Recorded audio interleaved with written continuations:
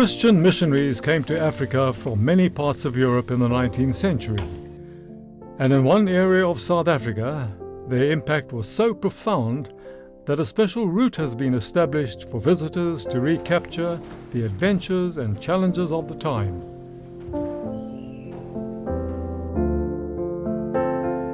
Along this route is the rugged Kalahari, a desert region of splendor, stunning beauty, and friendly people.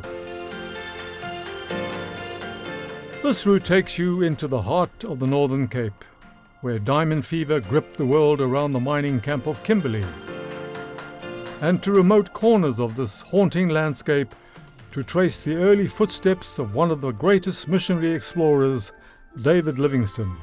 Also to encounter other famous missionaries, Robert and Mary Moffat and Christian Schroeder, as well as a remarkable woman who changed the face of professional nursing and a truly exceptional individual who received his early education from the missionaries. Travelling through this area in the 19th century was mainly by ox wagon. Today, an air-conditioned vehicle is much appreciated, especially in the intensely hot summer months. Mary Moffat enjoyed the experience of ox wagon travel, a thought that added to the old world charm and mystique of the Moffat Mission Station at Kuruman.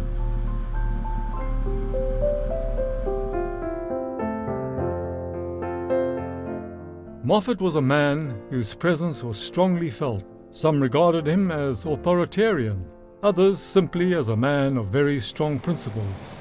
Although he was regarded as a hero in England, he gained notoriety among the Boers, who charged him with gun running. They also disliked his strong friendship with black leaders, such as Chief Matibi of the Klaping people. During Moffat's time, the Klaping people lived closer to Kuruman, where he and Mary paid several visits to Chief Matibi. The ancient capital of Klaping at Tekweni is some 85 kilometers to the north of Kuruman. It's a mysterious place of ancient ruins, a place during its heyday that was said to be as large as Cape Town. The mission station at Kuruman, established by the Moffats in 1826, was their home for more than 40 years and continues to be a living entity, attracting tourists and modern-day missionaries from all over the world. Moffat placed great store on education, and two of his daughters were among the teachers at his school that once stood on the spot. Above everything else, Moffat was to be remembered for one thing, and that was for translating the Bible into Setswana. In fact, he was the first person to record the written word in that language.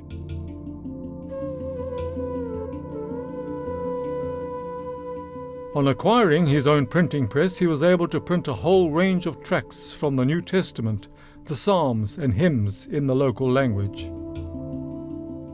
A copy of this Bible is housed in the Afrikaner Library in Kimberley.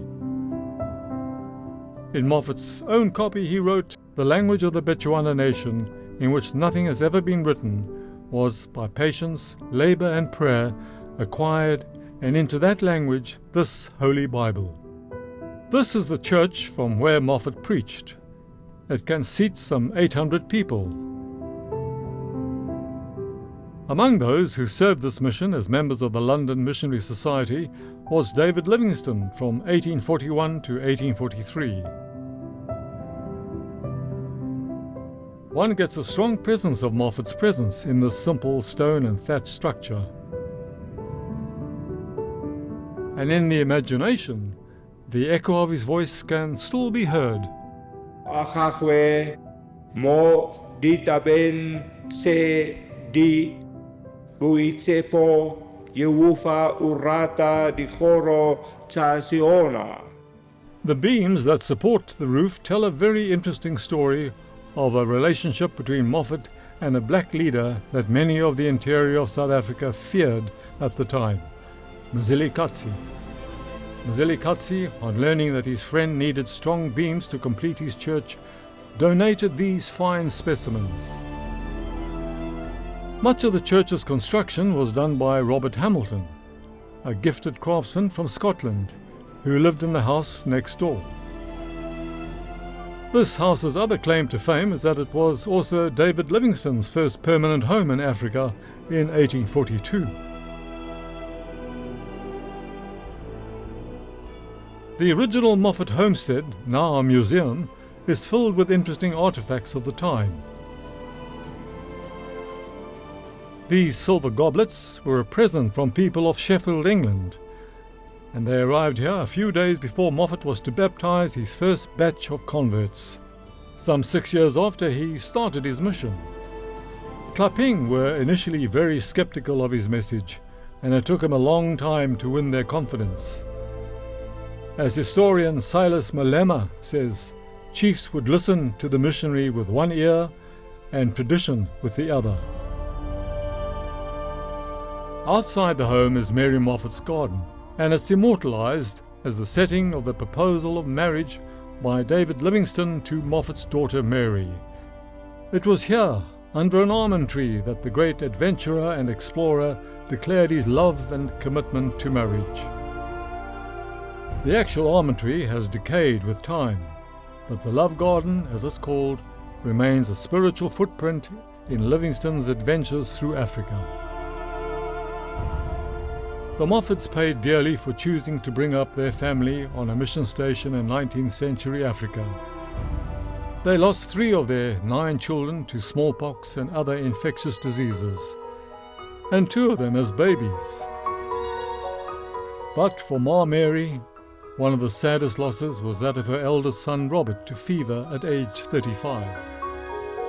The Moffat mission is often referred to as the fountain of Christianity in Africa, and from its earliest days was sustained by the crystal clear spring water from a remarkable fountain called the Eye of Kuruman. This inexhaustible dolomite spring delivers some 20 million litres of water per day, and it's never run dry.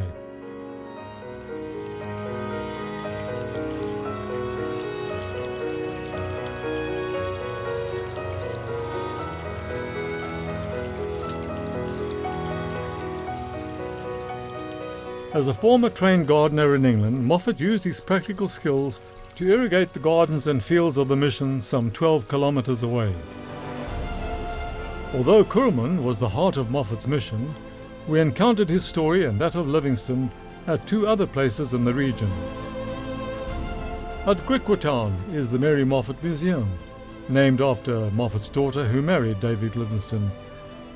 Originally it was a church to which Moffat was first assigned before moving to Kuruman. Moffat preached from this pulpit, as did his son-in-law David Livingstone, followed later by the well-known Griqua chief Andries Waterboer. Besides preaching, Waterboer also dispensed rough justice in the town, hanging his enemies and those condemned for serious crimes from this execution tree.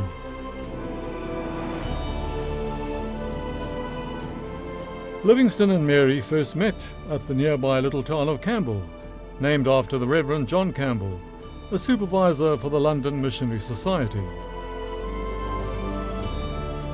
It was under these trees that Livingstone preached, and perhaps it was here that the young Mary would have sat mesmerized listening to this great romantic adventurer. Once the stone church was built, Livingstone and other missionaries moved their services indoors. Livingstone's adventurous spirit was not going to keep him in these parts for long, and after his marriage to Mary, he moved further north. We're now moving northwest to the town of Uppington and the surrounding area known as the Green Kalahari.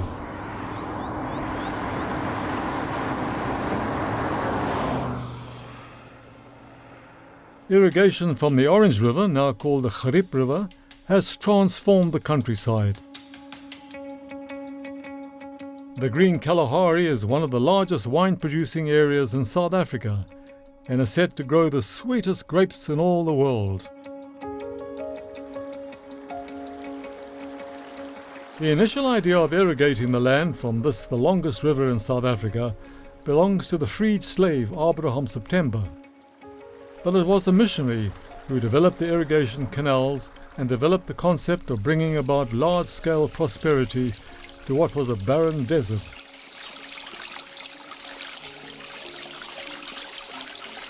And this is the story of the Reverend Christian Schroeder.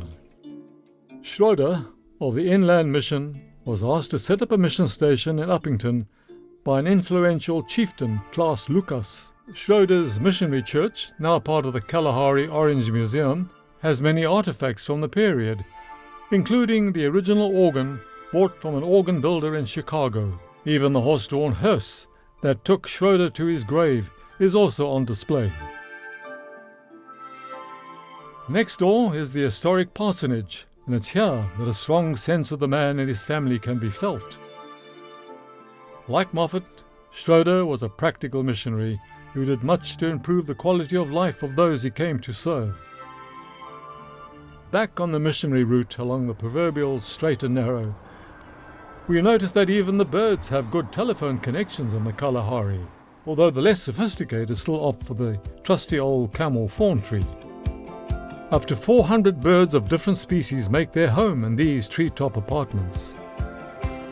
No air conditioning is needed, as these thermal shelters average daytime temperatures of between 23 and 29 degrees centigrade, a lot cooler than the 40 degrees plus sometimes recorded outside. These bird-made condominiums can weigh up to 1,000 kilograms, and like any home, needs regular maintenance. We're now headed due west for a settlement called Pella. Its desolate and remote moonscape, hot, harsh and rugged, demands a tough spirit to survive.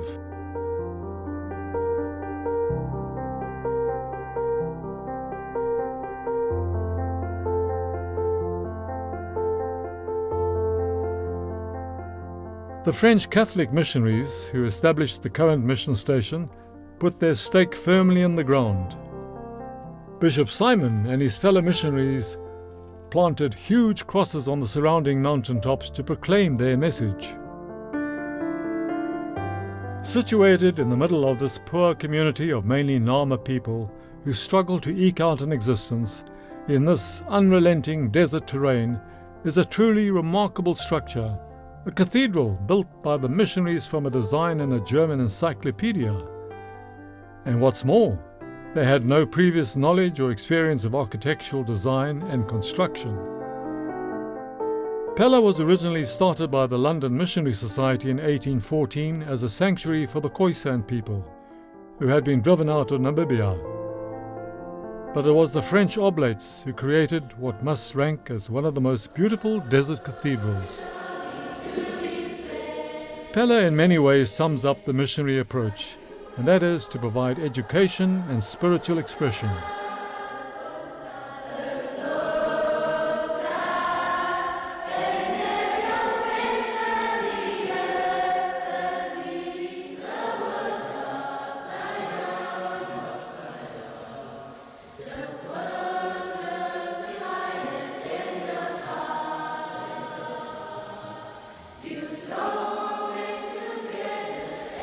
Here in this primary school classroom, we eavesdropped on the teacher's lesson.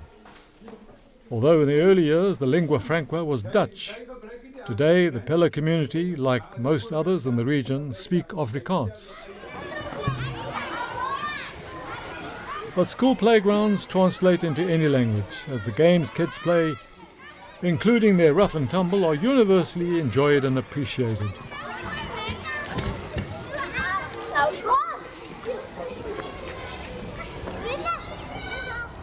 Back again on the straight and narrow, it was a long drive to Kimberley to meet up with a truly remarkable woman. From its early days as a mining camp, Kimberley attracted its unequal share of saints and sinners.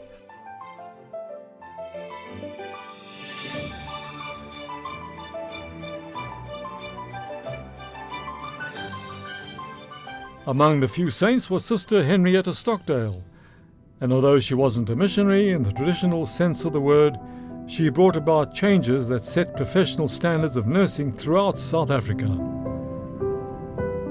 She was a member of the Anglican Nursing Order of St. Michael and All Angels, and was the founder of professional nursing in the country.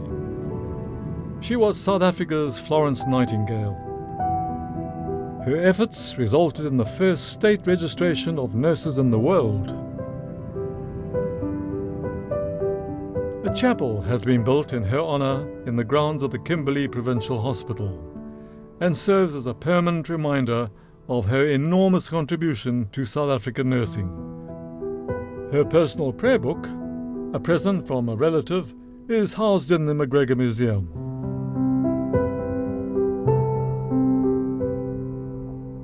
Working at the McGregor Museum is the great-grandson of the missionary, the Reverend Carl Meyer, who served the early mining camp from this little Lutheran church, now part of the historical mining village. Not only is Robert prepared to take a walk in his great-grandfather's shoes, but he has an uncanny resemblance to his forebear. The missionaries gave many young people a head start in life through education and skills training.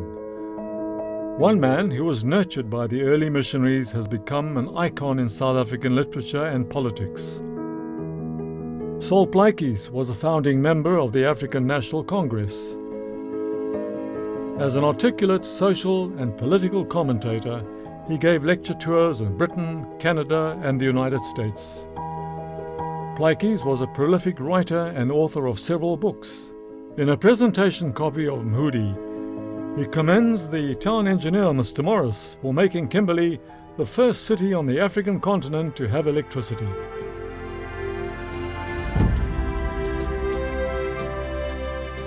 Besides the Saul Plaatjes Museum and Library, his grave in Kimberley has been declared a national monument. Plaatjes spent his early years at the Peniel Mission near Berkeley West. Peniel, meaning the face of God, was established by the Berlin Mission Society in 1845, and its first incumbent was the Reverend Johann Zerwick. Apparently his successor had a great love of wine and set about building a new house with a magnificent wine cellar. The cellar caught the attention of the mission inspector Wagenmann, who made a note of it in one of his reports. On the northern side of the Vaal River is the town of Berkeley West. Its claim to fame is where the first alluvial diamonds were mined at Canteen Koppie, which set in motion a stampede of fortune hunters from around the world. A little-known fact is that Berkeley West was proclaimed a republic for 3 months in 1870, and the self-proclaimed president of the Klipdrift Diamond Fields Republic, as it was known, was colourful rogue by the name of Stafford Parker. President Parker ruled like a tyrannical warlord, thrashing and even killing those he found offensive. Fortunately, there's also the good side to Berkeley West, and it was here that the first Anglican church on the newly discovered diamond fields was built.